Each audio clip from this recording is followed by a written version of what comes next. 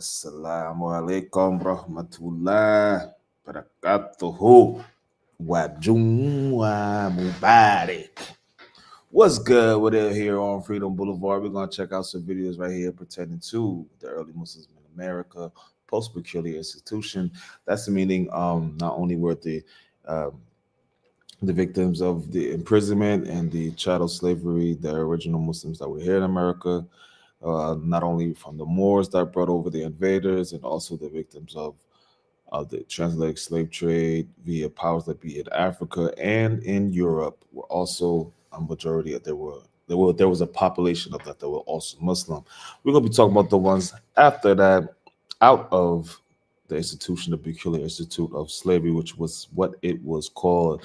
This is coming from the Yakin Institute. Yakin meaning um, steadfastness in your diction with certainty, knowing that there is no God but Allah and Muhammad is his last law bearing prophet.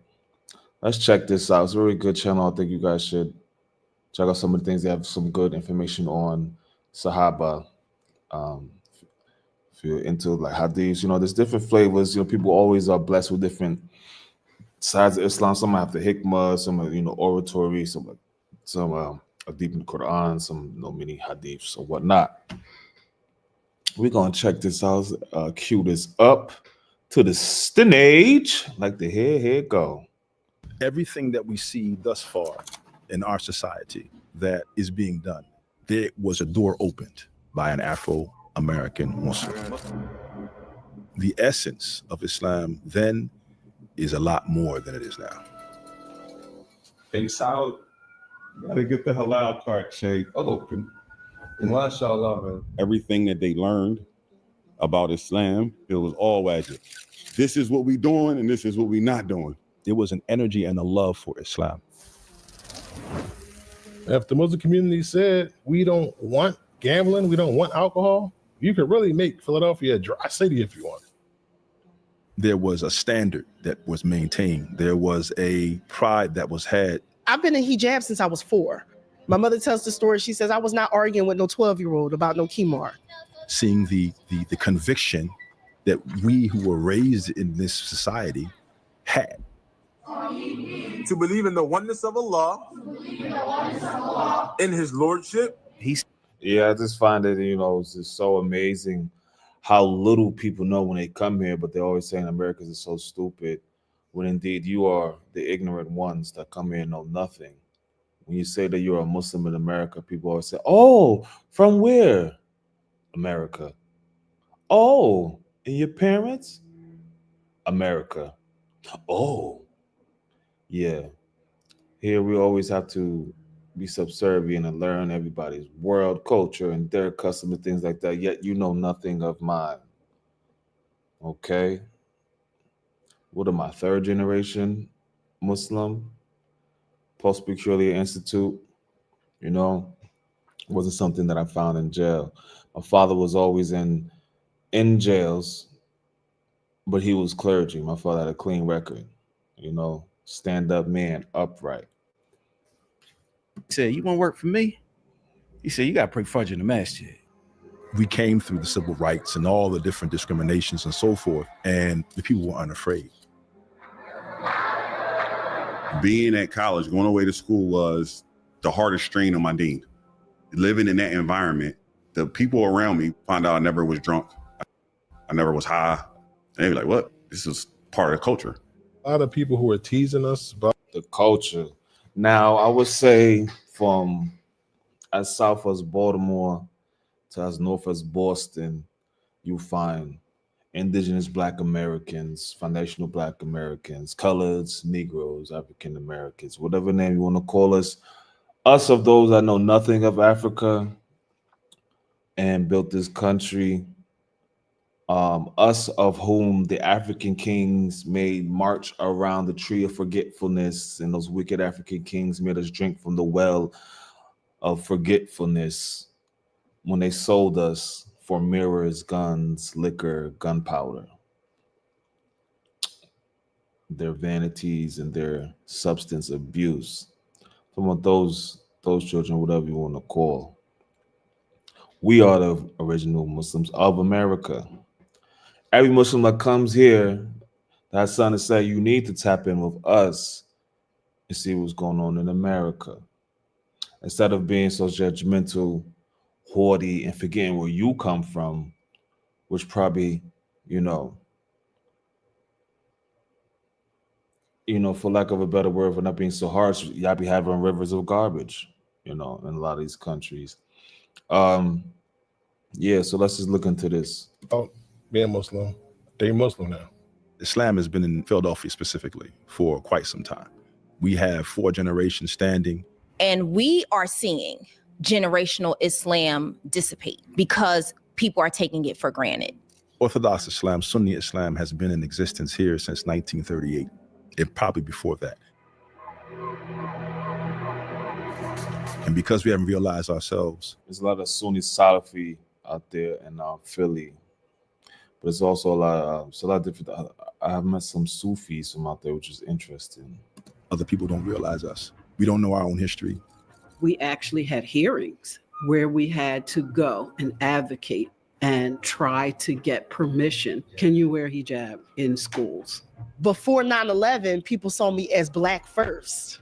After 9/11, because of the hijab, they see you as Muslim first. A lot of what we've gone through and what we've definitely was hard being in the East Coast as a child during that time. Most definitely established, and the blood and sweat and tears that have been placed in the ground for other people to come here and do what they're doing with ease. There were people that put work in before that. They poured into the community with the majority of their time. I believe it was pictures like that my grandfather used to talk about. I don't know if that's the Moorish Science Temple, if that's Sufi. I see they got some fezzes on it, things like that. Islam has been in America for quite some time. But yeah, from Baltimore to Boston, you're going to hear brothers with names, Akbar, Ali. And it's so funny, even when you go to other places in America, they're so ignorant. They still ask, where are you from? Where are you from? But on the East Coast, it is very normal. You even got to be Muslim to have these names like that, because it's a cultural thing. Even if you didn't accept your grandfather, your father probably gave you that name. Some of the most upright black people in America and world shakers are indeed Muslim. We can continue on the good things that they laid down. The Universal Plan includes total concentration on education and economic development. We believe at Universal that when people know better, they do better. For the Muslims to realize that we should be in the front of a lot of the things that need to be taken care of. It's time for us to recognize ourselves so that we can now actualize what it is that we have a hand in doing. Don't call me Joe. Don't call me Jay. My name is Jihad Ahmed. Everything that we see thus far in our society that is being done, there was a door opened by an Afro-American Muslim, period.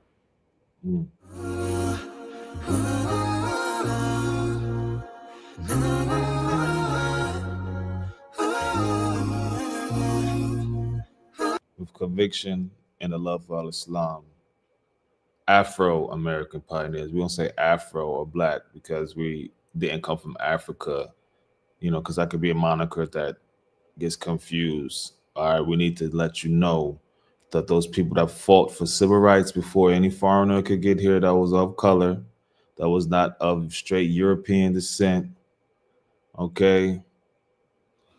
Because even the Indian brother had went to court. He was about to go through a whole. They was about to throw him through a whole jam, and he told the court, "Hey, I'm the original white man."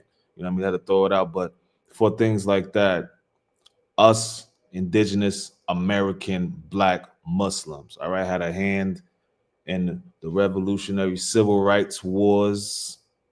Okay, hand in that. Not only that, but the so-called knowledge of self. Black power, empowerment, Black movements, all these things that the church did not bring you. The church is definitely part of the COINTELPRO, i.e. giving us people like Martin Luther King, who now the CIA papers are coming out showing what truly happened, which us American indigenous Black Muslims already knew about the brother.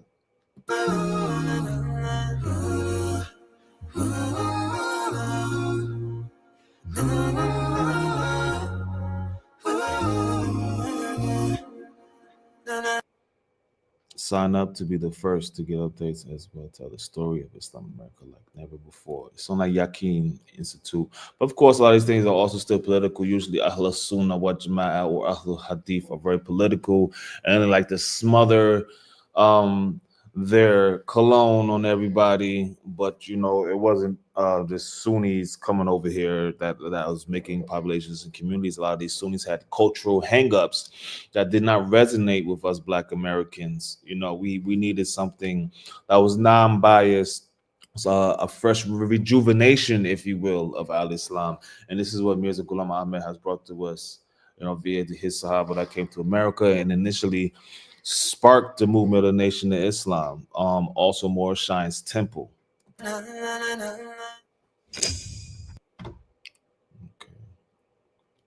That right there, some of y'all kings, so make sure y'all check them out.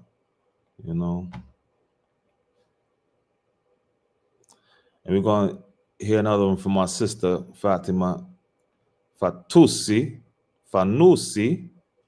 All right, her dissertation with W.D. Farad, Historical Context in America with Al-Islam, or the Nation of Islam, what have you. The chicken nugget before the chicken. Ahmadiyya pioneered Islamic missionary work in Europe and America. In America, and I want to emphasize this because I know the Ahmadiyya get a bad rep among Muslims today, all Islamic and proto-Islamic development before 1930 was linked to the Ahmadiyya movement. And this is true for the first half. You say that again. Prior to 1930. Like we said, we've been Muslim in America over 100 years. And some of the first Ahmadis in America were Black Americans. It resonated with them. Okay, the self-empowerment of that. Speaking of Yat Jews were Mat Jews. Okay, the Western culture, those people being under the religion of Dajjal, or some Christians would say the Antichrist or whatnot.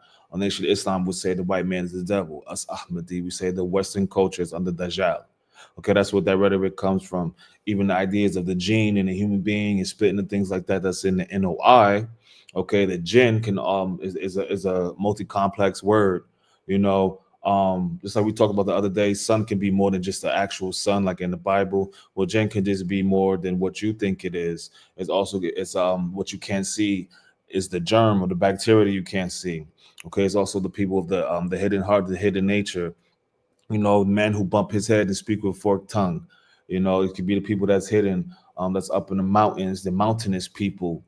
You know, we also did different things about human anthropology on here. So let's keep that in mind. These are all things that are on foundation of Mirza Ghulam Ahmad and his teachings. Of the 20th century, even though you have Muslims who were there and who would filter in, but any institutional or organized effort to convert Americans and to bring Islam to Americans is again coming from this group. And this also is true of Muhammad Alexander Webb, who is known as the first white American convert, or one of the first white American converts to Islam. He spent about 3 to 4 years writing back and forth to Ghulam Ahmad before he even converted to Islam. So I don't think we can overemphasize the role that the Ahmadiyya played in this enough.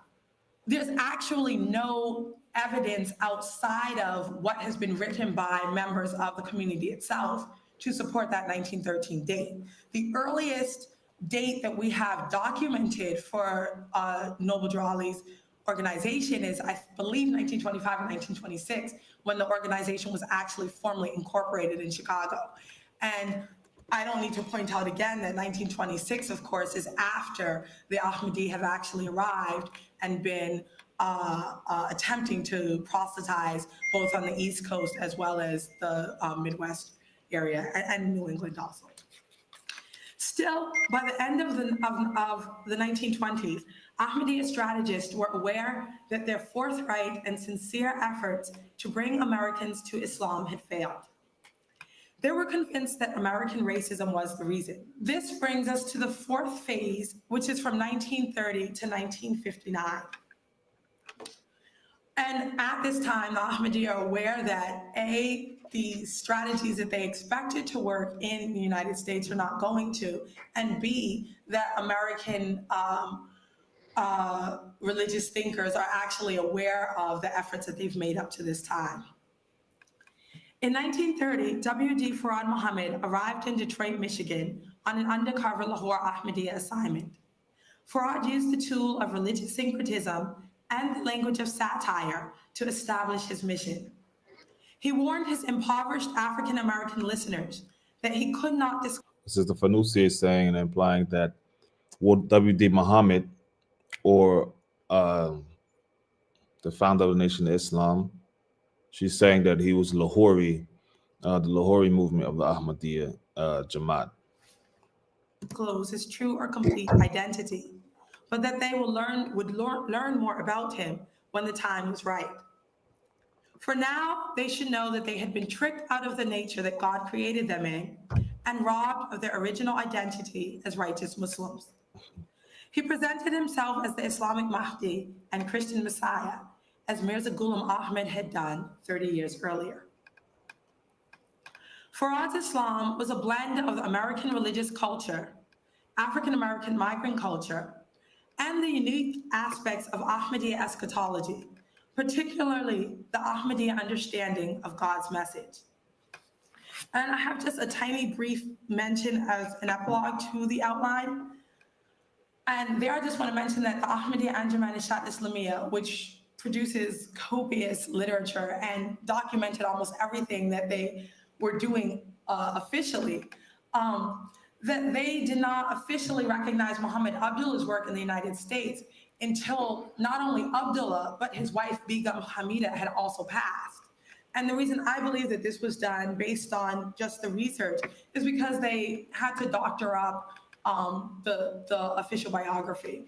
And what I mean by this is they have Muhammad Abdullah leaving India in 1930 and traveling to Fiji and staying in Fiji from 1930 to 1959. But then when you go and look at the actual news. She's saying Farad was Muhammad Abdullah. Some claims also say that W.D. Farad, after he left America for the last time, went back to Fiji. There's just so much mystery surrounding this man. Papers that were written in the files that are still in Canberra, Australia, or the UK or anywhere else. And this was a community that was heavily documented by the British because of, the laborers, the Indian laborers. I think they were called coolies at the time. They had to be watched for sedition. They call people with curly hair in the Caribbean coolies also, and a heavy influx of them were in the Caribbean. The indentured servants from India at the time. Greater India was still India. I'm not sure if it was split up yet. Don't quote me on that. And for other things, Muhammad Abdullah is in Fiji as early as 1927 or 1928, but he's not there consistently. And then there's no mention of him again in terms of building the schools and working as an educator until 1934, which contradicts the official Ahmadiyya document. Also, the Ahmadiyya claim that they did not send an Ahmadiyya missionary to Fiji until 1930, but in 1927, they mention, they have newspaper articles that are contemporary for that time, celebrating the arrival of their Ahmadiyya missionary. I think she may be Lahore. There was a split in the Jamaat, but what lay still was the literature of Mirza Ghulam Ahmad and his ideologies, the same things that empower Black empowerment today in America, which fueled revolutionary movements such as the Black Panthers, the NOI, hence and so forth, the MST. Okay, a lot of these things, 5%ers, all of these things have been sprinting from the Black Muslims who initially I got this information from Muhammad Abdullah. That's what Fanusi is implying. To Fiji in 1927. And again, this contradicts their 21st century writings stating that Muhammad Abdullah was their first missionary sent in. And the history is replete with evidence similar to this where the stories just do not match. The few short articles mentioning Muhammad Abdullah in the English language journals are also published posthumously and often present contradicting information regarding Abdullah's history in a manner supporting the notion of a cover-up, particularly regarding when Abdullah initially arrived in Fiji.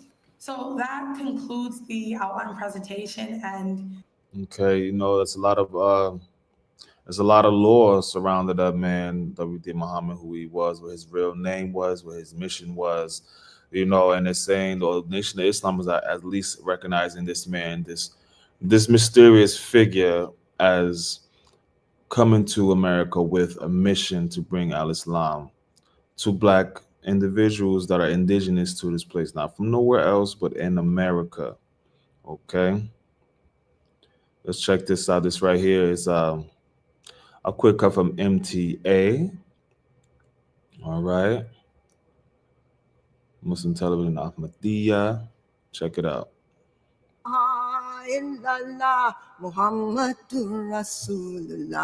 There are some wonderful stories of those people who sacrificed a lot in the beginning.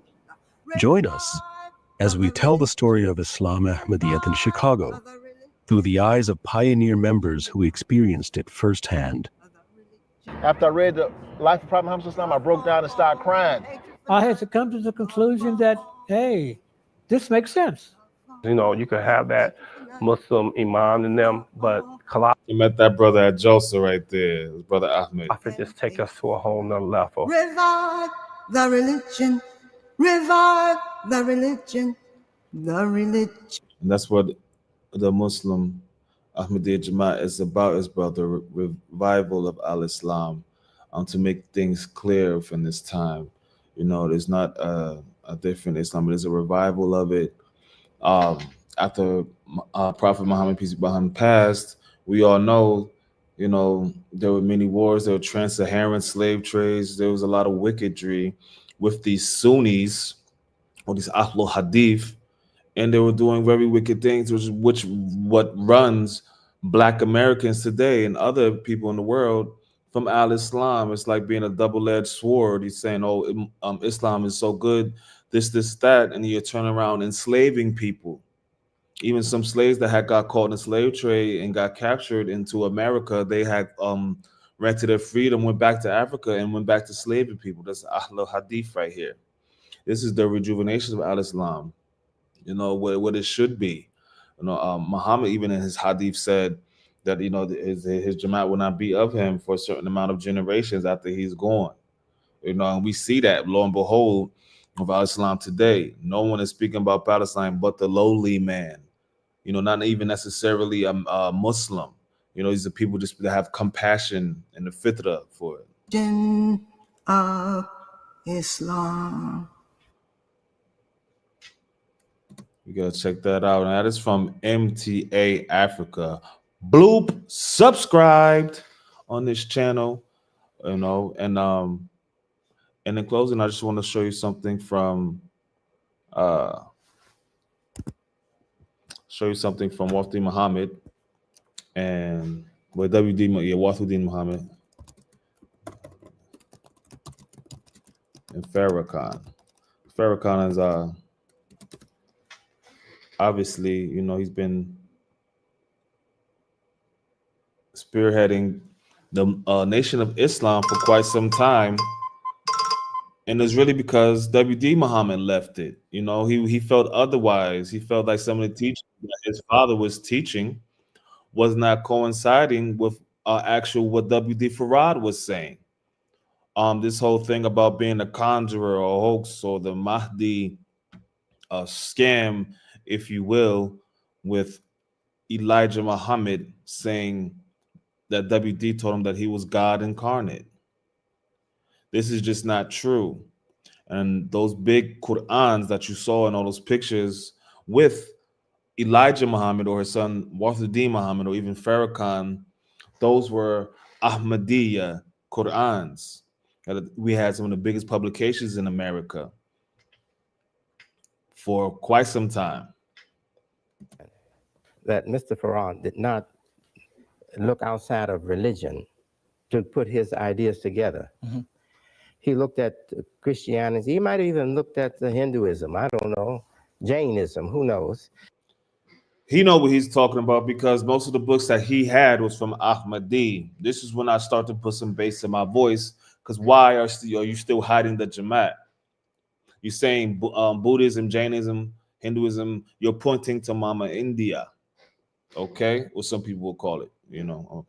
I'm from Mama Africa, obviously, but India was a melting pot of religions. Indians don't play about their religion. India will put their religion before their race.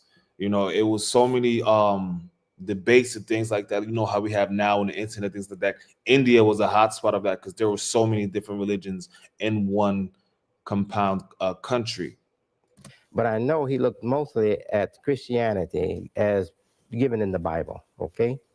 And the Bible. Assalamu alaikum to my one viewer. How are you? Nene tuti, Juma Mubarak. Says of Christ Jesus, peace be upon him. Not that we follow this, but I'm giving this to show what perhaps influenced Mr. Farad.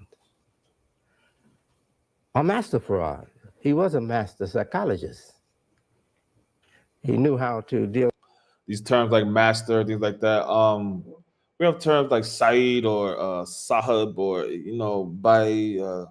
These different things. I still need to learn the Urdu of it. Now this is my second year of being Ahmadi, alhamdulillah.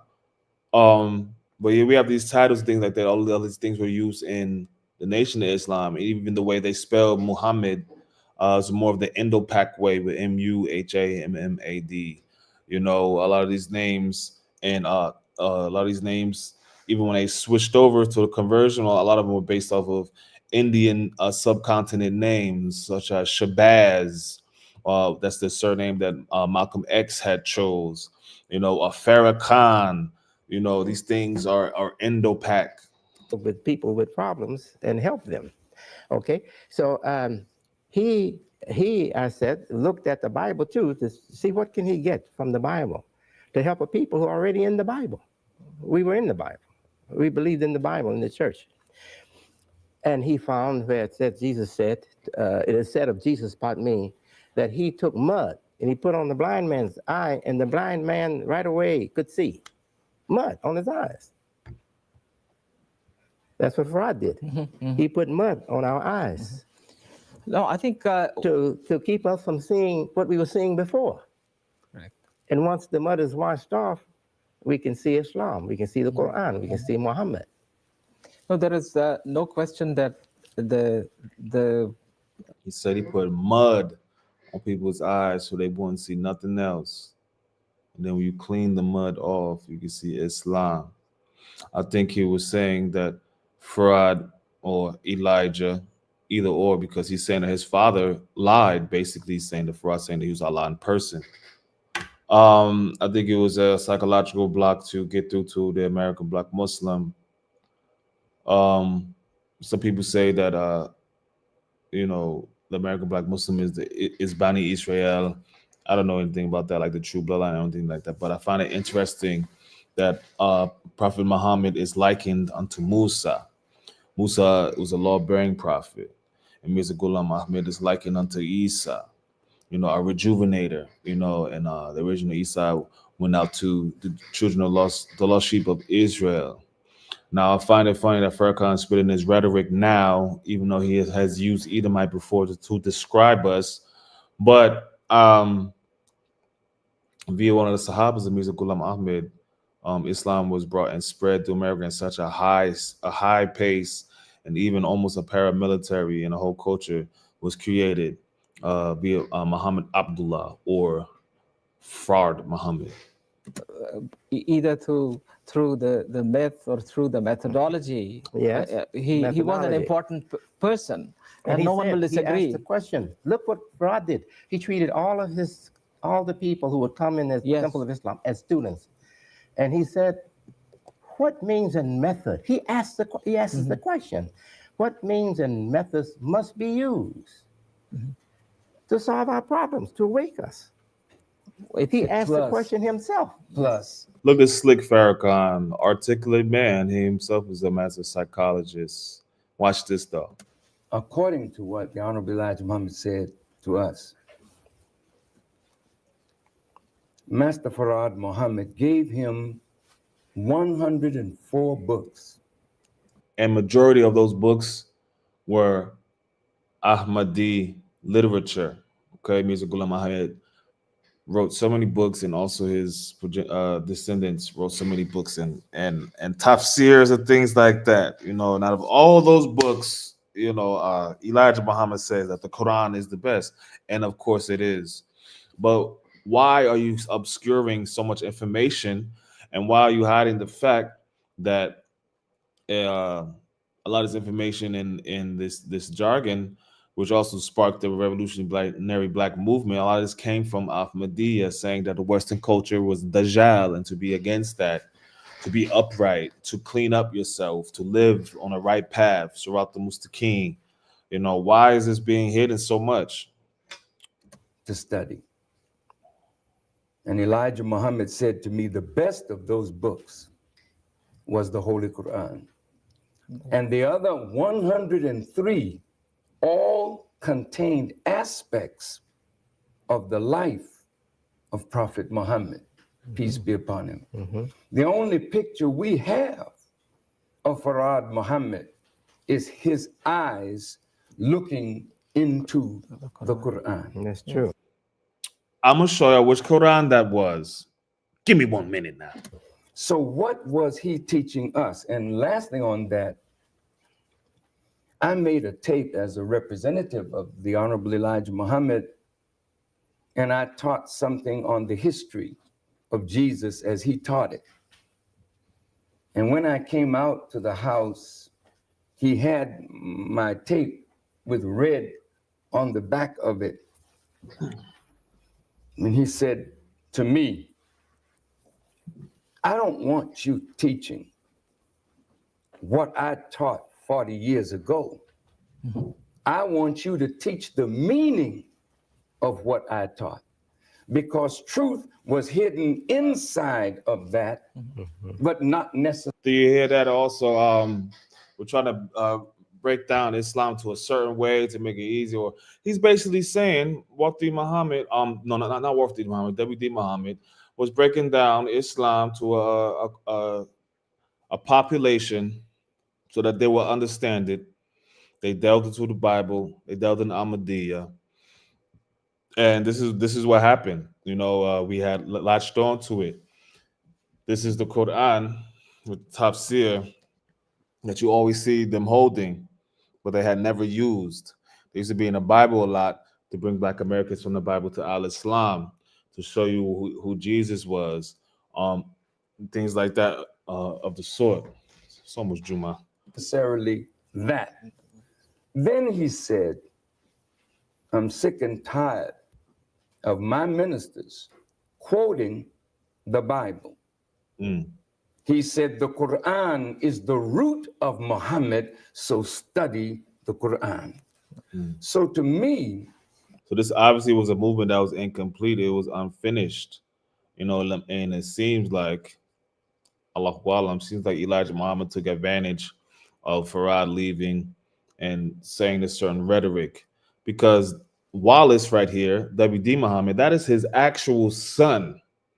Okay, he had one of the biggest conversions from Nation Islam to Orthodox Islam within the 60s or 70s, I believe. And some people are calling him a CIA agent. Wallace is the one that told Malcolm X that Elijah had those multiple women and things like that of the sort.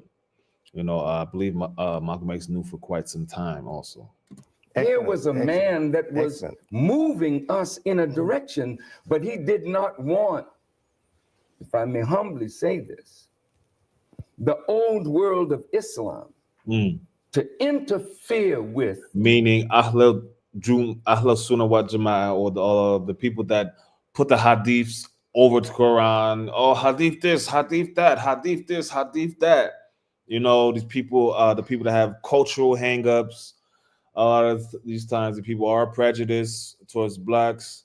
A lot of these times, they do put the hadith over the Quran. They have their customs and their ways, and are very judgmental and not open to people, don't even want them to feel the love in Al-Islam. Are coming up. I agree 100%. And I asked myself, why didn't he want the old world of Islam to interfere with our coming up? Because it was a revitalization of Islam. from a humble heart, he taught us to love Islam. Yeah.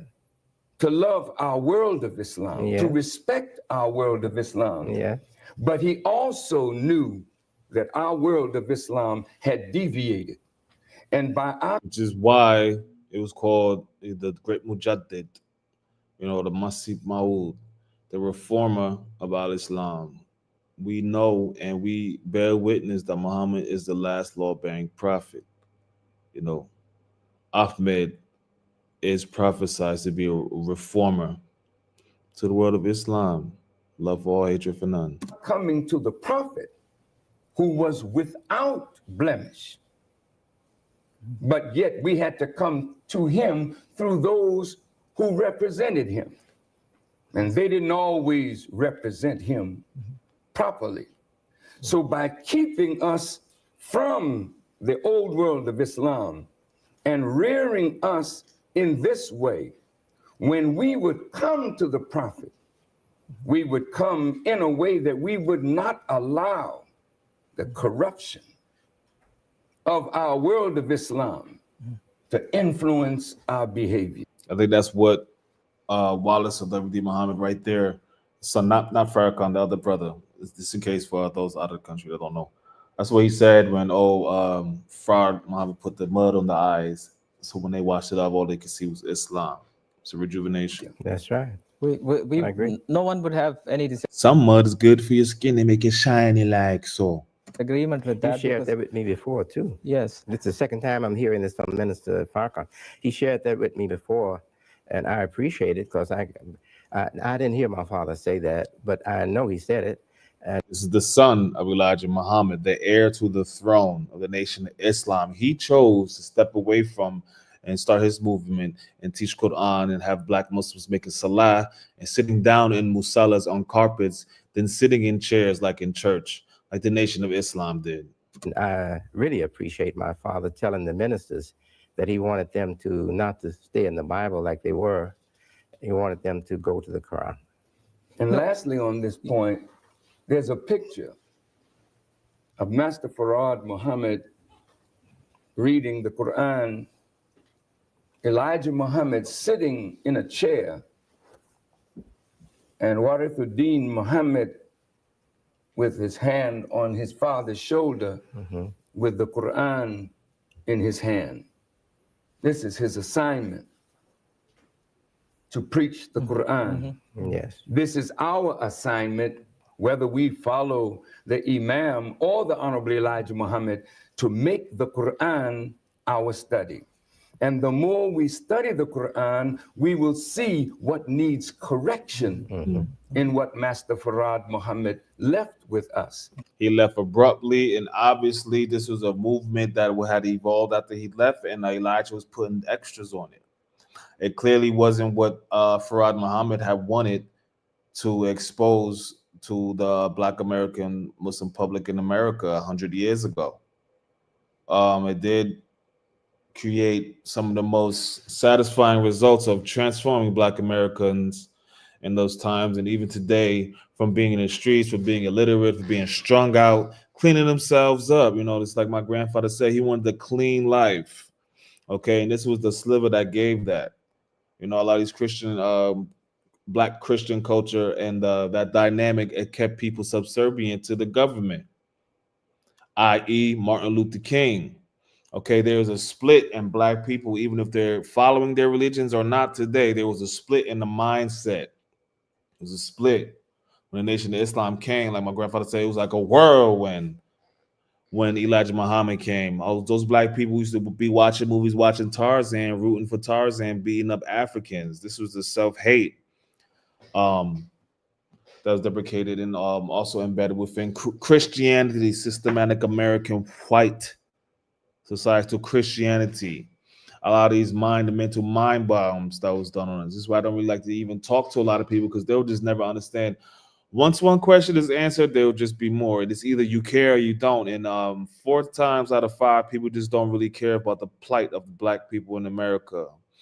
You know, they just don't. Or where the positivity came from. People just don't care. Just worry about themselves and their own plight. And to all of the Muslims who follow the Honorable Elijah Muhammad, if you remember in the lessons that Elijah Muhammad answered these questions, and it said that these are very near correct.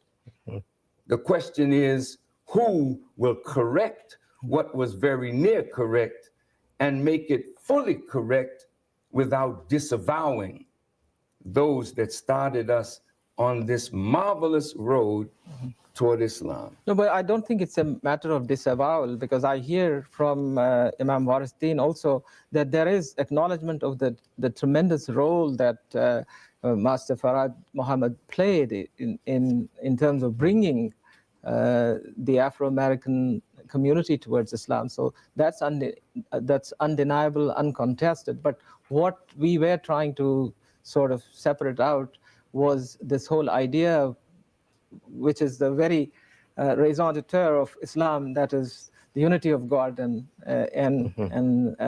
if we have gotten the explanation from you that we were not dealing with Farad Muhammad as God on earth, then we are fine. We can go forward with this discussion to some other. I'm a student of the Bible also. Yes. In fact, that's right. People say, "Oh, you don't study the Bible," just like the sister said on the interview yesterday. I think that was yesterday, the day before. Sister Hafsa.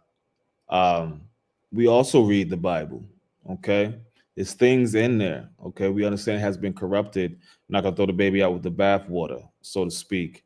Meaning, we're not just gonna disregard the whole thing just because we know that it has been corrupted. But there's things in there that we can show you that will lead you to Al-Islam. Jamaatul Ahmadiyya, to be exact.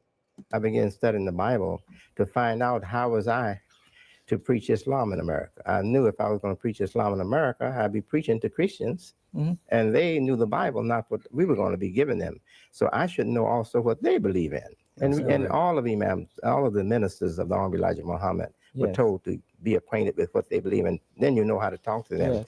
So they have ministers in Nation of Islam. We have murabbis in the Ahmadi Muslim community. What I'm getting at is this.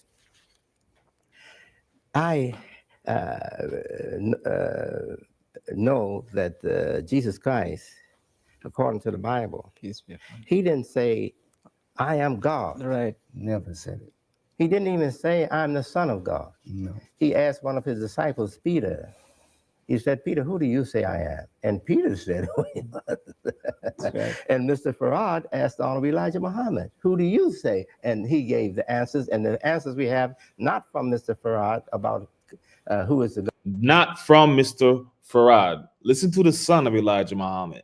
He said these were not from Mr. Farad. They're from my or Muhammad Abdullah. Father. And he says his answers were very near correct, as you said. Yes. And he said he gave us student enrollment. He gave us English lessons. He gave us history. He gave us problem book. Problem book. Why problem book? He's telling us what I'm giving you is problematic. It has problems in it. Yes. Yes. Yes. Has problems for your destiny, for where I want you to go, to Islam, real Islam. But these problems are going to make your mind work, make your brain work. Yes. So he planned for me to come to real Islam, and it worked. So as we sum up this part of the He planned for you to come to Islam Ahmadiyya. discussion regarding the belief and the connections with the... And a recognition that, if that's a word, recognition. That's a word. That the West or YT culture, see now in the Jamaat, we don't like to put the racial things on it because capitalism and these mindsets are now within the soul, the nafs. And now it is a mindset, but the originators, yes, is the Western culture. Yet Jews were Majuj, including also in the East, which is Russia and China, okay, Soviet empires. Ummah at large, are we then saying that we all here believe in one God and the finality of Prophet Muhammad, and that's where it ends, or that's where it ends? Or that's where it begins. That's where it begins. Now, see, Pharaoh. Now, if you put these two brothers and one person, you might get me. See, now he said that's where it ends. We acknowledge that Muhammad is the last law-bearing prophet, but Muhammad also gives prophecy to a Mahdi or rightly guided one. And this is where Farrakhan is coming in. But obviously, clearly, Elijah switched some things up in those problem books, okay? And what these things meant in the allegories that was broken down. Yeah, it could begin there. Let's see. Yes. All right. This company is going viral for its new.